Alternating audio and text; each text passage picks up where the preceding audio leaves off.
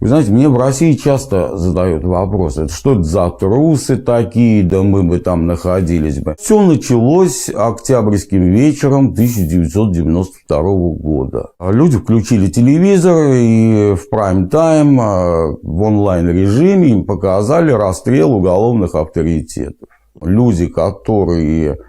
Ну, я не скажу, что они были какими-то очень уж авторитетнее президента, но что такое уголовный авторитет, вы представление, наверное, имеете.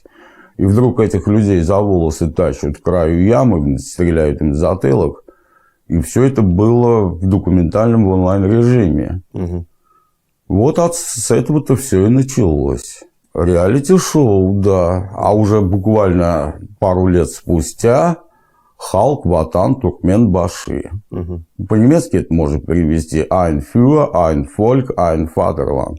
В таких условиях я бы, ну, не знаю, мне очень сложно было бы найти таких смелых людей, которые бы решили бы против этого выступить. Пальцев на двух руках не хватит, чтобы перечислить зверски убитых в тамошних застенках. Это были министры иностранных дел. Это были инженеры, это были бизнесмены. Их убивали, причем убивали зверски. Ну, скажем, моего друга детства зарубили топором. Кошмар.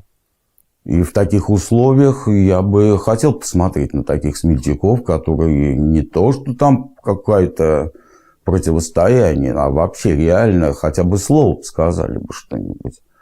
Туркменистан – это современный Туркменистан, это гигантский концлагерь, который работает по той же логике, что и нацистские концлагеря. Любое сопротивление – уничтожение. С вами могут расправиться по-разному. Не обязательно, причем через тюремные лагеря. То есть, есть, например, так называемые лечебно-трудовые профилактории, куда попасть может любой человек, независимо от того, совершил он какое-то даже формальное преступление. Да, вымышленное преступление, нет? То есть человек попадает в эти лечебно-трудовые лагеря, и их там просто уничтожают.